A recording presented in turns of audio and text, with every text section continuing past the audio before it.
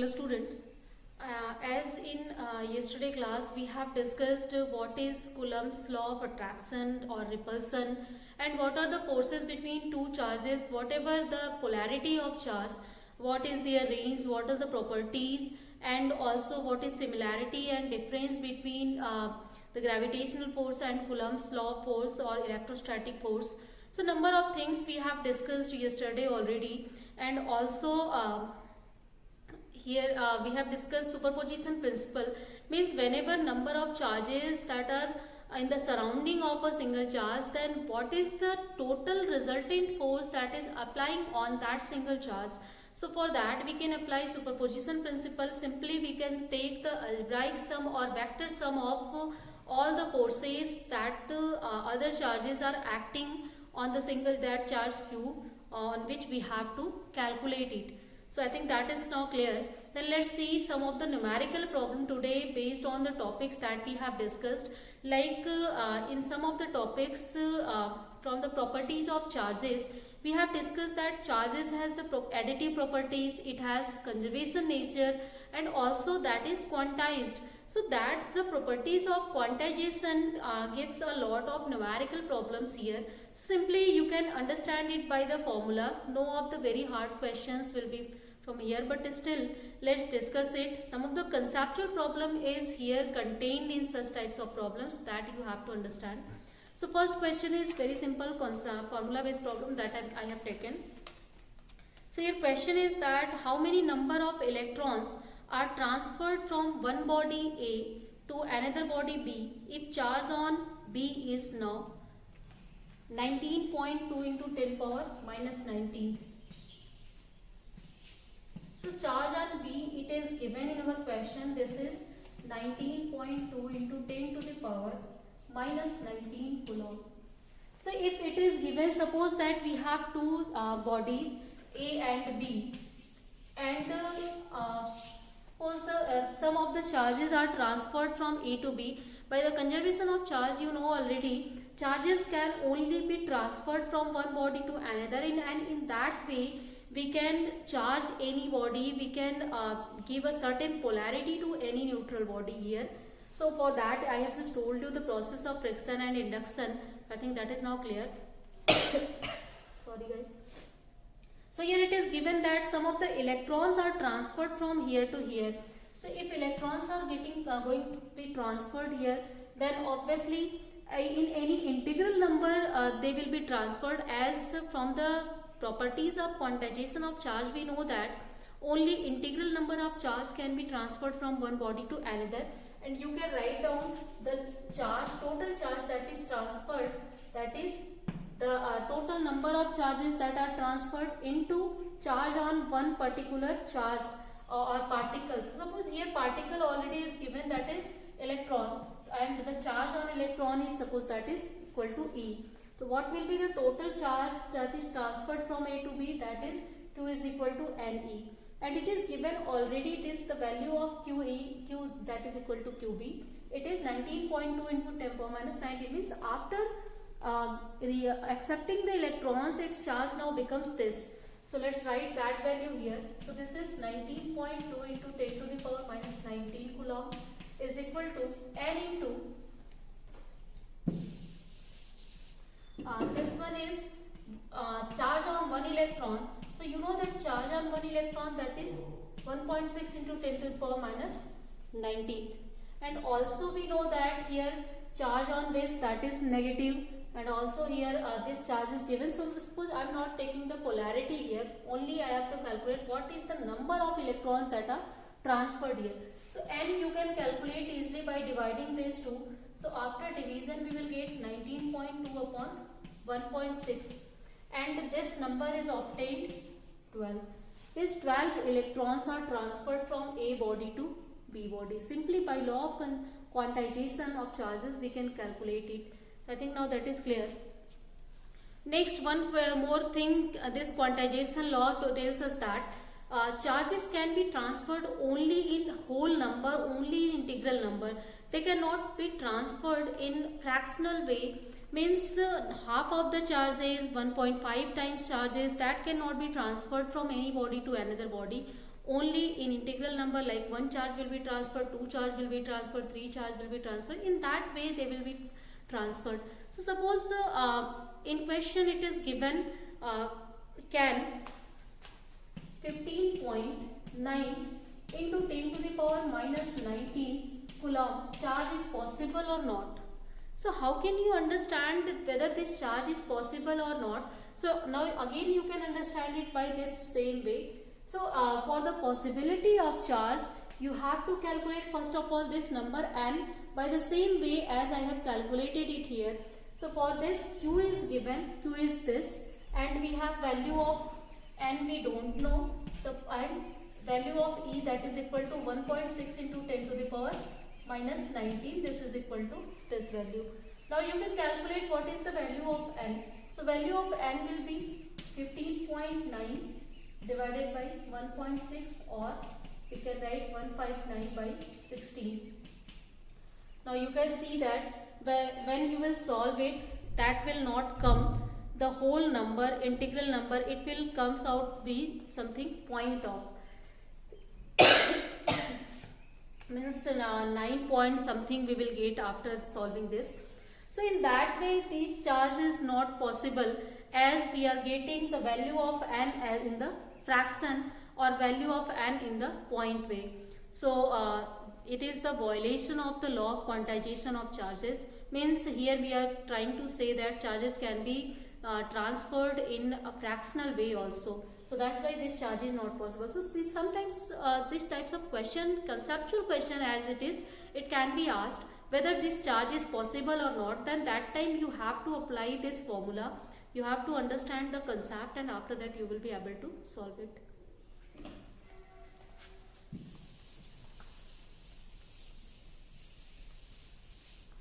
Next question is also from this thing. After that I think this formula and its application, that will be easier to solve you any problem. So question is that if a rod is rubbed by fur, then what is the number of charge transferred from which to which? So and it is given if the charge on the rod is 24 into 10 to the power minus 12 coulomb. So it is given that suppose we have a rod and we are going to rub it by the fur, and after rubbing it the rod got the charge 24 into 10 power minus 19 coulomb. Then how many charge are transferred and from where to where? So as by the concept you know already, whenever we are just rubbing any glass rod, any rod from the fur, then that time negative charge particles means electrons are transferred from fur to glass rod. That's why glass rod becomes negatively charged. So and the negative charge that it contained, that is given already. So it means that the charge on glass rod, that is the value of Q is given to us, and its value is 24 into 10 to the power minus 19 coulomb. Now we have to find out what is the charge that is transferred from which to which we have just cleared. Means from fur to rod it will be transferred, and how many numbers of charges will be transferred we can again find out by the same formula, that is n into E, and electrons are transferred here. So that's why the charge on electron, that is 1.6 into 10 power minus 19 coulomb here. So from this thing we can calculate n is equal to, this is 24 by 1.6, this is equal to 15. Means 15 electrons are transferred when we rub this glass rod to the fur, and if charges on glass rod is this. One more thing you have to understand here, as I have taken example of only electrons, it doesn't mean that always you have to put the same value. Suppose that if somewhere alpha particles are transferred from one body to another body, then what will be the charge on that particular case? Suppose that it is given from a body A to B, 4 alpha particles are transferred, then we have to calculate what will be the charge on B now. So for this question exactly, as alpha particles you know that are helium nuclei, they have positive charge, and their positive charge is equal to 2 times the charge on proton. So as the charge on proton, that is equal to 1.6 into 10 power minus 19 coulomb plus 1.6 is here. So charge on alpha particle, this will be equal to 2 times this value. It means that 3.2 into 10 to the power minus 19 coulomb. This will be the value here. Clear? I think. After that, as it is given, 4 alpha particles are transferred from A to B. Then what will be the total charge now? So the total charge is given by N into Q. So this is Q is now here Q alpha. As charge particle is not electron, it is alpha particle. So we have to use charge on 1 alpha particle. So charge on 1 alpha particle is equal to this value. Now we can put here, this is the value of N, it is given, that is 4. This is 3.2 into 10 power minus 19. So this will be finally 8. 12.8 into 10 to the power minus 19 coulomb. This is the whole of the charge that is transferred from one body to another body if alpha particles are going to be transferred. So I think now the concept is clear how to solve such types of problems. So when come to our the original problem again, there are a number of problems we can solve it. So the first problem was that if we are just rubbing the rod with the pearl, then what is the number of charge? So we have calculated it is 15. Means 15 electrons are transferred from pearl to glass rod. So question number second in the same question is in above, is there any transfer of mass? So as you know that electrons carry momentum, they carry masses, and the electron on mass is equal to 9.1 into 10 power minus 31 kg. So obviously if electrons are transferred from one body to another, they will carry their own mass with them also. So in that way mass will be transferred from pearl to glass rod also. So this answer of this question is yes, mass will be transferred.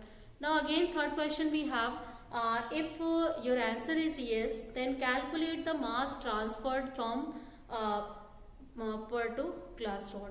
So here for that calculation, obviously you know that mass is also quantized. So in that way, if mass on one electron, that is 9.1 into 10 power minus 31 kg, and here the mass, the whole mass that will be transferred, if we have to find out, then we have to multiply whole of the charges that are transferred into this mass. So whole of the charges that we have, that is 15 electrons are transferred. So if we will multiply 15 into this, so that will provide you the value of mass that is transferred from pearl to glass rod. So this will be equal to 5,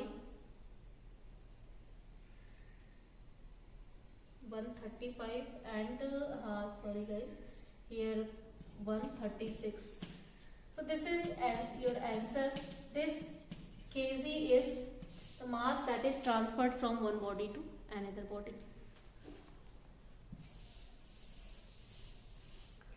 Now our next problem is related to the force that we have studied here. I think now the properties of charges and how can you use to solve the conceptual problem and how to solve the numerical problem, that is now clear. So next section that we have studied here, that is electrostatic force. So electrostatic force, as it is given by F is equal to K Q1 Q2 divided by R square. If there is two charges, so there are two charges Q1 and Q2, they are separated by some distance R here, and the dielectric constant for the medium is K, then for that case F is this. Now question is given. First of all, let's see one question based on the formula. So it is given that we have two charges. The charge on that two is 2 into 10 power minus 7 coulomb and 3 into 10 power minus 7 coulomb. So charge on first body, it is given that 2 into 10 to the power minus 7 coulomb, and charge on second is given that 3 into 10 power minus 7 coulomb, and they are separated by 30 centimeter apart.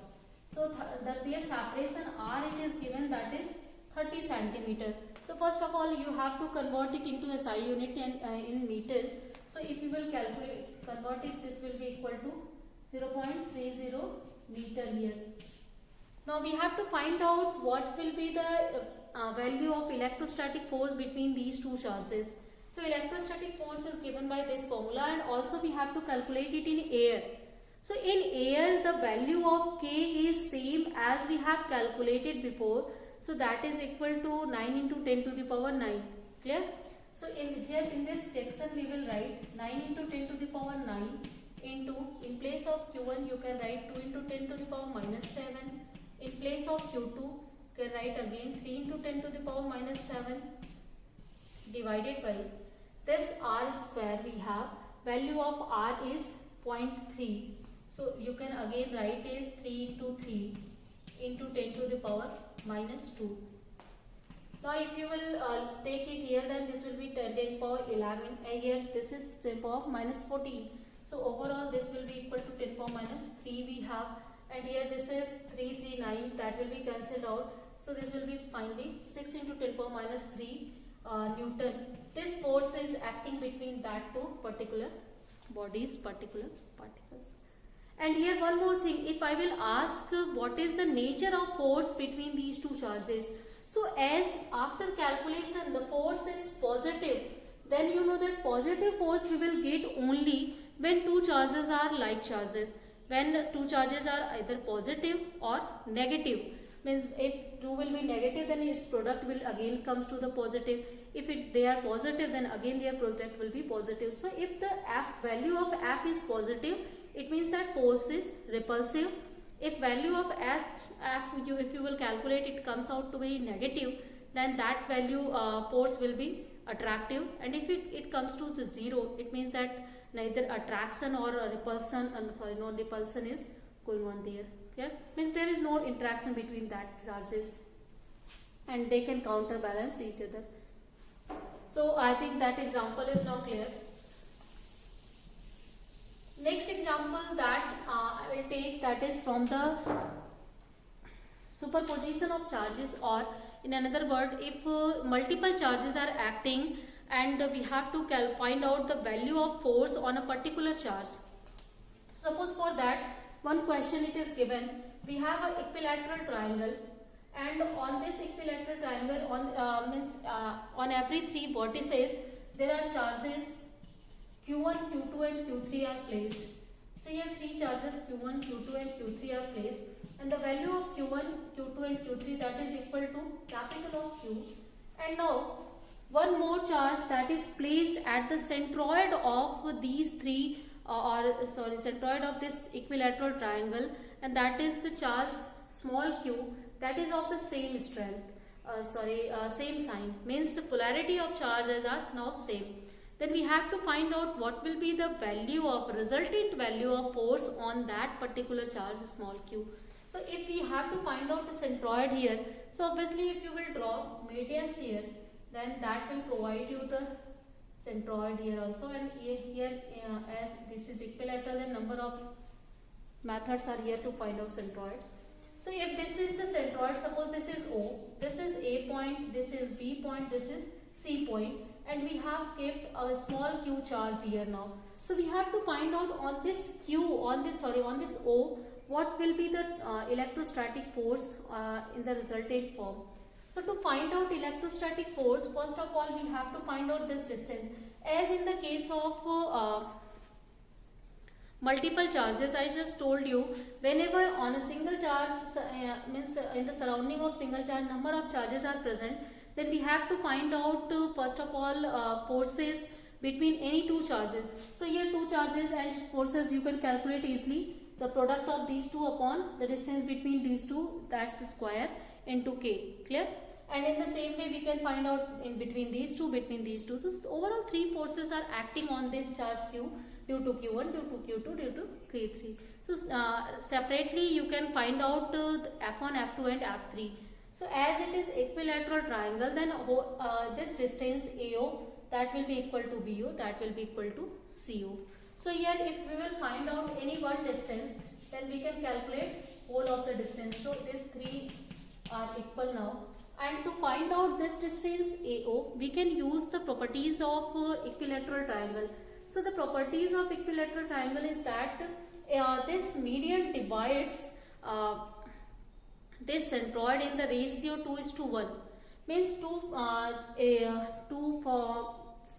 portion of this line lies within this region and one portion within this. So if we will find out what is the fraction that lying here of this, if D is here, so the fraction of AD that is lying as the AO, that is 2/3. Clear? 2:1, then this will be 2/3. So it means that the value of AO that will be equal to 2/3 of value of median AD. And now we can find out value of median AD very easily by using trigonometrical formulas. As equilateral triangle is given, this will be 60 and this will be 30 degree obviously. This is also 60. So you can take anyone as an example. If you will take this triangle ABD, then in this triangle this is 60 degree, this is hypotenuse, this is perpendicular. So we can find out sine 60 degree and its value will be equal to perpendicular AD upon hypotenuse AB. So AD upon AB. So finally if you will find out, let's see that sine 60, this is equal to AD divided by this AB. One more thing in question, it is given the sides of the triangle that is equal to small a.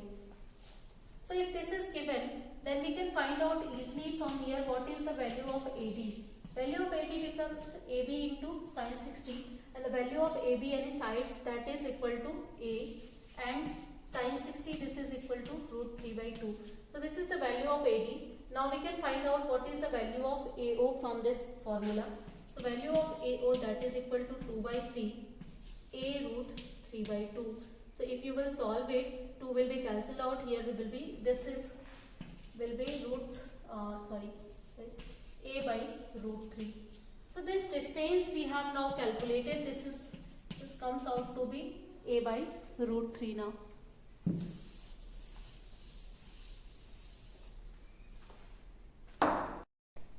So if it is A by √3, now how can we find out what is the value of force that is acting between these two charges? So let's calculate it. As distance are same, the charge strength are same, then definitely F1, F2 and F3 all threes are same. So we can calculate only calculating by any one. So F3 this will be equal to K. Q1 is equal to Q. This is equal to small q divided by AO square, and AO square will be A square into upon 3, and this comes out to be here. So this is finally 3KQQ upon A square that we will get here, and these are the three sets. Now as superposition principle tells us that if multiple charges are acting out surrounding of any charge, then their algebraic sum or their vector sum represent the resultant force that is acting on this charge Q. So for the vector sum or resultant, first of all we have to see the direction of forces that are acting. Here I have just told you already, we have to find out forces due to these charges. So forces due to these charges on this Q, then direction will be direction of electrostatic force that will be in the direction of this point Q. As it is central force, it is directed to the center, and it is given that this is directed from this charge to this charge. So in this way, if suppose it is F1, this one is F2, and this will be F3. This is direction, this is, and this is. Now F2 and F3, if you will see them, then these two can make a parallelogram if you will draw in this way.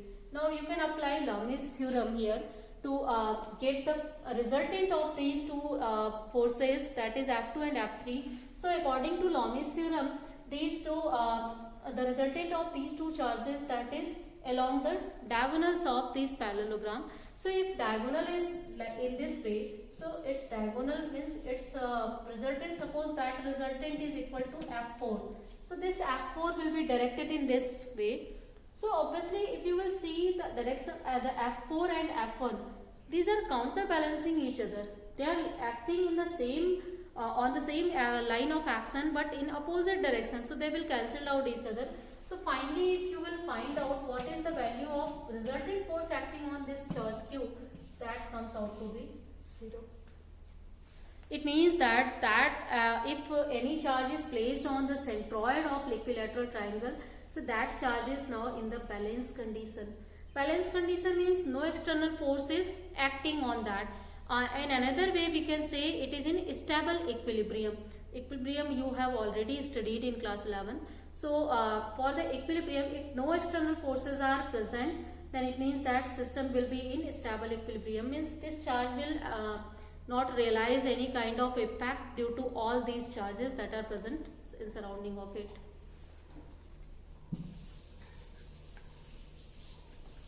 Now in the same manner, this we can solve number of figure based problems and we can calculate what will be the value of charge that is acting here. Suppose another numerical that we have a square that of side is small a.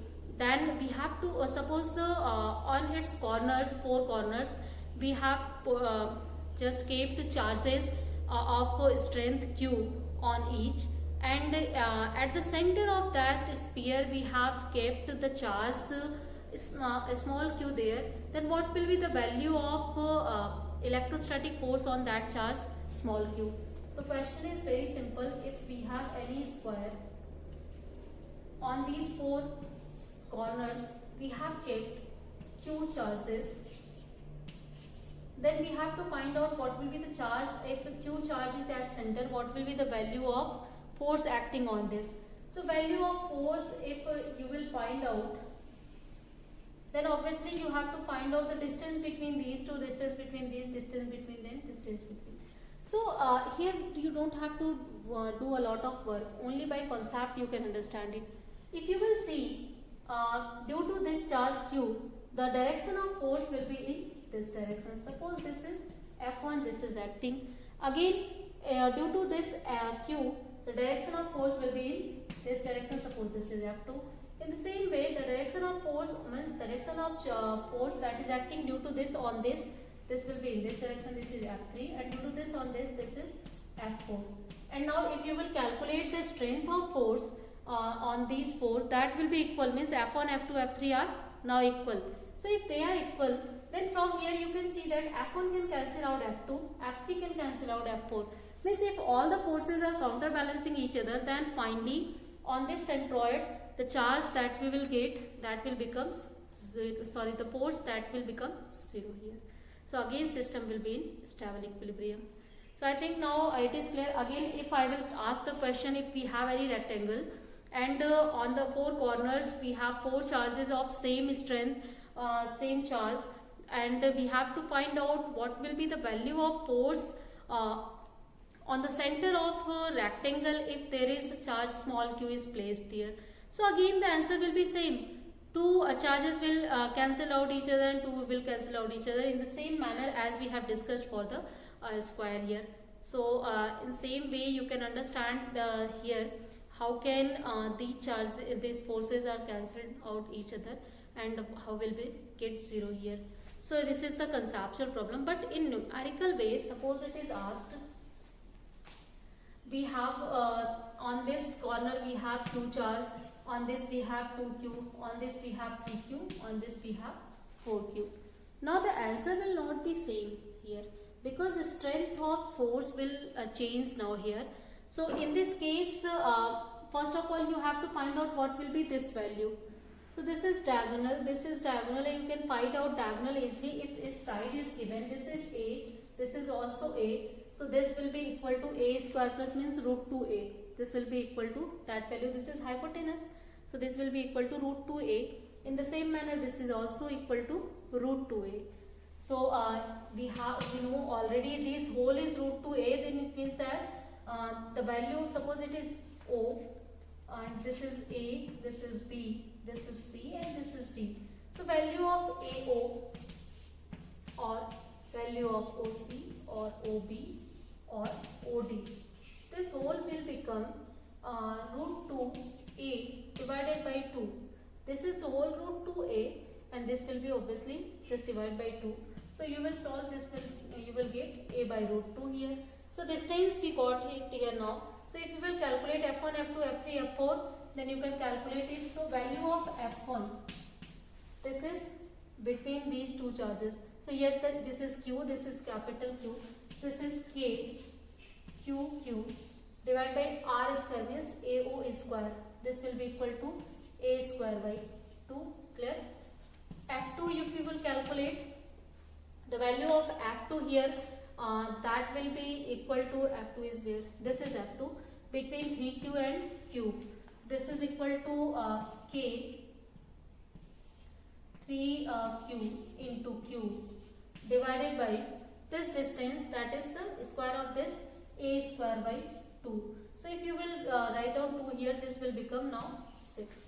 So if you can see here, these are F1 and F2, they are now changed. So if you have to find resultant in this direction, you have to take or you have to subtract these two. In the same manner, student, you can do it by yourself as a homework. You can find out F3 and F4, whatever is greater. I think according to me this F4 will be, F3 will be greater. So from F3 you have to minus F4, and after calculating these two resultant, again you can find out what will be the final resultant force acting on Q by adding these two simply. So this is the way in which we can solve the numerical. So student, whatever we have studied in our chapters, now we have solved a number of numericals on that. So in next class we will discuss the electric field and how can we find out the electric field for several bodies. So for today let's end the class here. Rest of the things we will discuss in next class. Thank you students.